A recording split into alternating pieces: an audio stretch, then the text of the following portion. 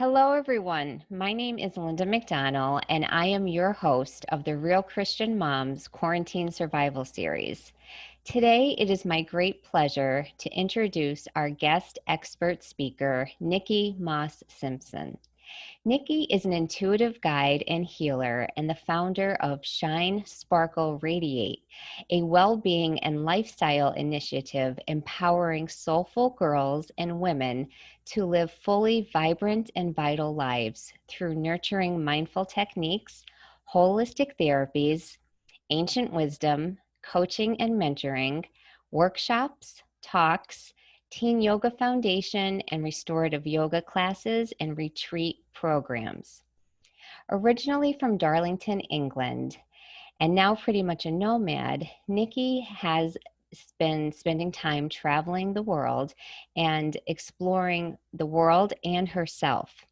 Her spiritual journey began at the age of 11 when she discovered she was an intuitive empath. Embracing her gifts, she has grown and expanded through training in various holistic complementary therapies and coaching techniques, including energy healing, chakra balancing, NLP, EFT, restorative yoga, and teen yoga. At the time, Niki says that she really wasn't sure why she was called to do any of it, but she just trusted that it would all make sense one day.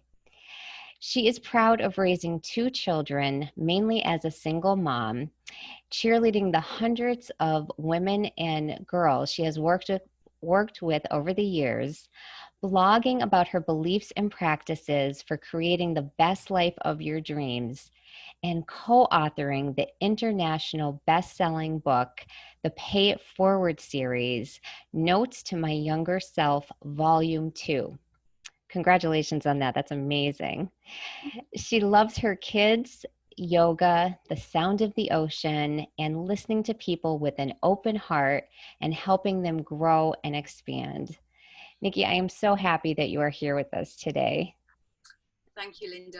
I'm so grateful to you for having me with you today. Thank you very much. Sure. So, Niki, I know that you specialize in the mother-daughter relationship. I was wondering if you could share with us how and why that specific relationship is extra challenged during quarantine right now. Yes, absolutely. Well, to tell the truth, it's a relationship that is always challenged because it's such an important relationship. Psychologists tell us, and they will affirm that it's the most important relationship in your life because it influences and directs every other relationship that you ever have. So it really is that important. And of course, what we're experiencing during quarantine or lockdown or whatever is happening where you are is putting that extra layer of pressure. And it's almost like creating a pressure cooker experience.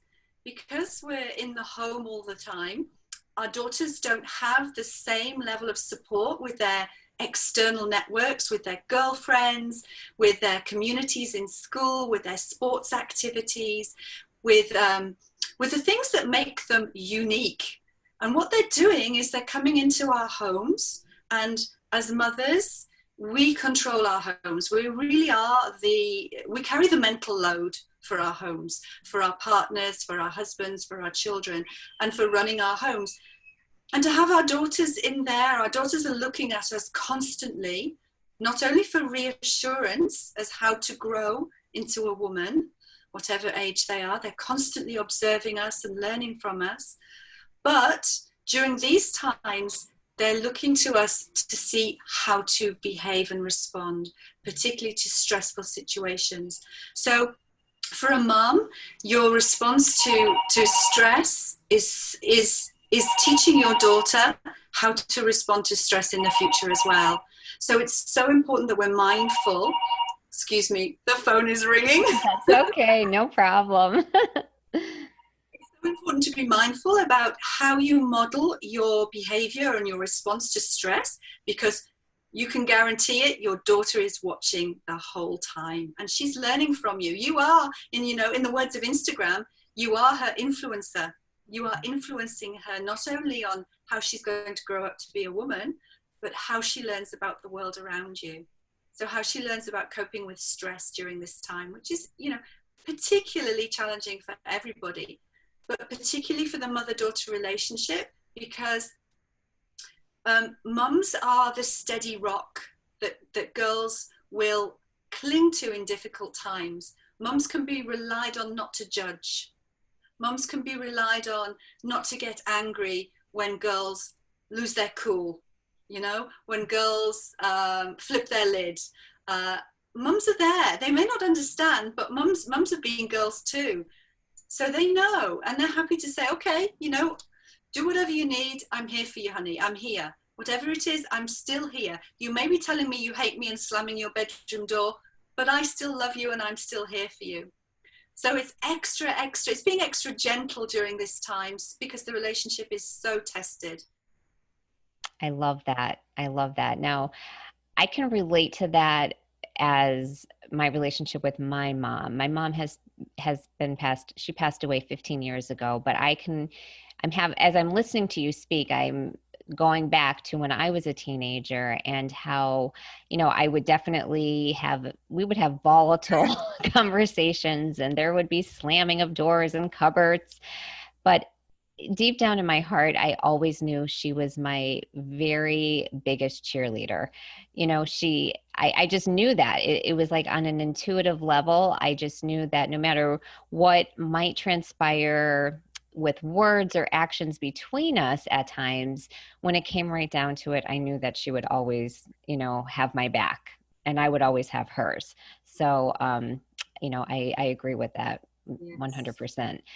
And it's interesting because I have a son and I feel as though, that relationship is, a little bit different, but I feel like the principles still apply because I feel like I'm trying to watch how I, show my stress to my son. And I don't always, of course, do it, the way I would like to, but even like I know our son recently has been just this last week, he was just kind of feeling just not himself and a little bit emotional. And I said, honey, what's wrong? And he said, Mommy, he's like, I really just don't know.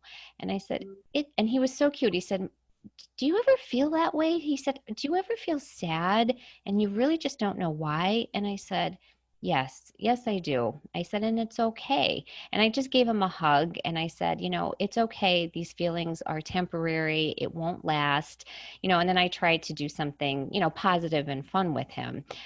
So I think that I'm assuming, of course that can be applied, to the mother-daughter relationship as well.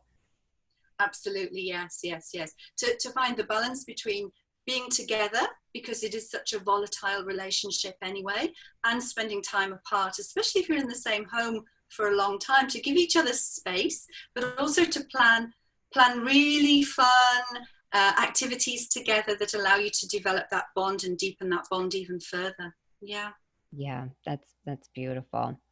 So, can you give us some examples of maybe like some nurturing mindful techniques that really can help support the Christian moms who are listening, maybe to help reduce their overwhelm and that stress level that is building up in the homes? Yes, of course. Yes. Some very simple things that we can just do anytime, just stop and do, which it's great. Something that I really promote, because I'm trained in yoga as well, is 4 breath or 4x4 breathing or square breathing, in that you breathe in for a count of 4, you hold your breath for a count of 4, you breathe out for a count of 4, you hold your breath out for a count of 4. So square or 4 count breathing. So you breathe in, hold, breathe out, hold. And you can imagine, I use my finger a lot just because it's easier to explain, and it's also easier for me to visualize the square breathing that I'm doing. So I do use my finger when I know I'm doing it. I also put my hand on my heart when I do it, because it just gives you that extra support of love, or almost a self hug, of support whilst you're doing the breathing, and you can feel the expansion in your chest and stomach as the air rises and as you hold, and as you exhale and you hold. Another great one, also to do with breathing, is to use your fingers, and children love this. So mums, you can teach this to your children. So you follow with a finger, you breathe in as you bring your finger up your thumb. You breathe out as you go down. You breathe in. You breathe out. You breathe in. You breathe out. You breathe in. You breathe out. You breathe in, you breathe out. Oh, I love that one. So easy, So even simple. children love it. They love it because it's the tactile as well. It's the warmth of your skin. Yeah. It brings you very, very into the present moment because you're very mindful on the touch, the feeling of your finger and the warmth of your skin as you're breathing. So it's breath and touch at the same time. Yes, and I think that is so especially important right now since our ability to touch even some of our extended family members through hug or holding hands or any of that has been diminished with quarantine. So I think that is even more important right now is to implement, the actual tactile input. I think that's beautiful. And definitely I can see little kids especially loving that. I'm going to teach that to my son. He's 10, but he'll love it. Yeah, you they know. will. It's so handy. It's so useful. It's a real tool in your pocket for any moment. If you're going out to do the shopping and there are lots of people and social distancing and wearing masks, and it is quite intimidating and frightening. So just discreetly, you can just very discreetly, whilst you're queuing, just use the breathing technique using your hand and just really ground yourself into that time and lower that anxiety. Yes, that's wonderful. That's Mm. very simple. Sometimes it's the simplest things that make the biggest difference, right? Absolutely. Yeah. And another thing that I really like and encourage is to keep a gratitude journal. It's just, again, something that's just so simple, and it completely changes the neurons in your brain because our brains are actually really simple. They continue to look for whatever we're giving them. So if we're giving them good news, they look for good news. If we give them bad news, they look for bad news. So if you can write a list each day of all of the things that you've been grateful for that day, even very simple things, that I woke up this morning, I have a home that I'm safe in, I have the love of my family. And the more that you can say you're grateful for, the more your brain gets excited and says, yes, I am so grateful for all of these things. Look at how wonderful my life is. And it finds you more and more. I love that. And that is actually something that I have been recently doing because I started to find myself just feeling like contracted and just starting to worry about things. And then I said to myself, you know what? You can't be complaining at the same time as you're being grateful. So I pulled out a beautiful journal that I love the feel of, I love the color, and I just have been sitting down and just like you said, writing out simple things. It doesn't have to be these grandiose things like just the beautiful sunset. Oh, Yes. thank you for showing me, Lord, thank you for showing me that beautiful blue jay this morning on the top of our son's swing set as I just watched him, and the little things that I think that we can so easily overlook in the midst of the chaos that surrounds us. So I love that practice. That is definitely a practice that I highly recommend as well. Great. Very grounding. It is very grounding and very easy. Yes, beautiful. Well, these are so practical. Thank you for sharing such like practical, techniques with us because I think sometimes when people are in overwhelm, they think, "Oh, I just can't calm myself down and I have, but when we say, well, these are just simple little things. You don't have to go learn something new. You don't have to watch a video on how to do it. I think that makes a huge difference as well. I think we really need simplicity right now in all of our lives. Yes, I agree. Absolutely. Looking for the simple things and being grateful for the simple things at the same time. Absolutely. Absolutely. So do you have any other final thoughts to like encourage our Christian moms who are watching today? Yes, yes, I do. Yes, I was thinking about it, and I think I have two pieces of advice. One is because we are carrying the mental load of the family, and these are very difficult times, and nobody gave us a guidebook of how to deal with them. We're so doing our best. It's actually to congratulate ourselves and just say, you know, what a great job I'm doing under unprecedented circumstances. I haven't been trained to do this. I haven't learned how to do this in school, but look at me, I'm doing a great job. And just, you know, giving yourself that pat on the back that you're not getting necessarily from anywhere else, because it is hard at the moment.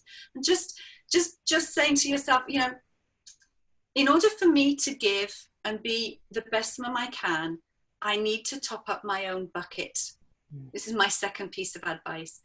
And so to go alongside that, I would say, instead of trying to do the 100% that we all try and do every day, to drop 20%, you know, drop the ball of 20% of everything that we're carrying, and to give yourself the right, the permission to have 20% of your time for yourself, or 20% of the balls you've dropped to nurture yourself, to give yourself love and support, to take yourself off for a nice bath, or, you know, to spend 10 minutes in prayer or meditation, or to do a quick 10 minutes yoga practice, or to walk outside in the garden barefoot, but just to give yourself permission to top up your own bucket so that you can then be there to be the strong mom with her roots in the soil who's looking after and supporting her family.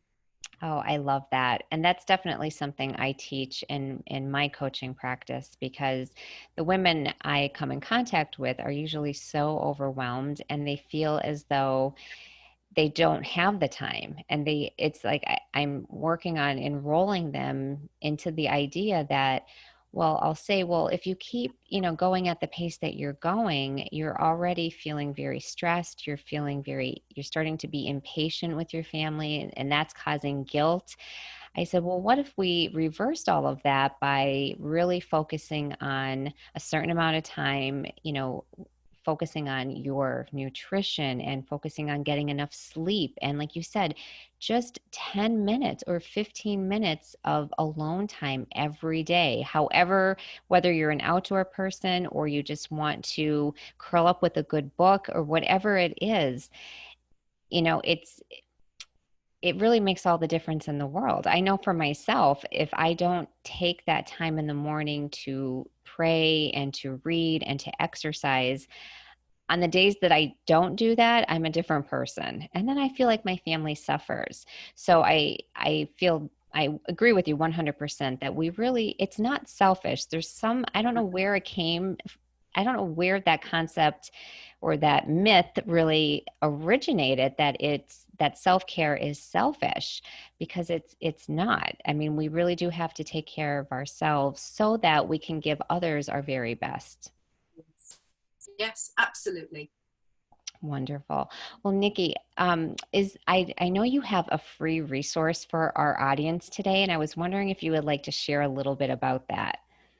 Yes. So I put together a guide to sparkling, or a guide to shining, and it is my 10 top tips to really living the best vibrant life that you possibly can, and allowing yourself to shine or sparkle or radiate with that self-love and that compassion and your unique self. So it's my 10 top tips, and a space for you to journal how you are doing with those 10 top tips. It's more of like a sort of a reminder of how to care for yourself, a self-care guide.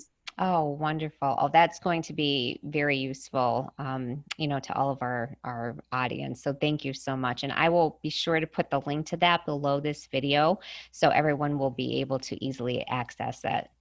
Okay. And would you like to just share where our listeners can find out more about you and the amazing work that you're doing? Sure. So my website is www.shinesparkleradiate.com, all one word. I'm on Instagram as Shine Sparkle Radiate, and Facebook. I have a Facebook page, Shine Sparkle Radiate, and a group which you're all very welcome to join if you have a daughter or you're a daughter yourself. And that's called Mums of Daughters, and it's MUMS, the British spelling of mums. So MUMS of Daughters, Mums of Daughters on Facebook, and you're very welcome to join the group.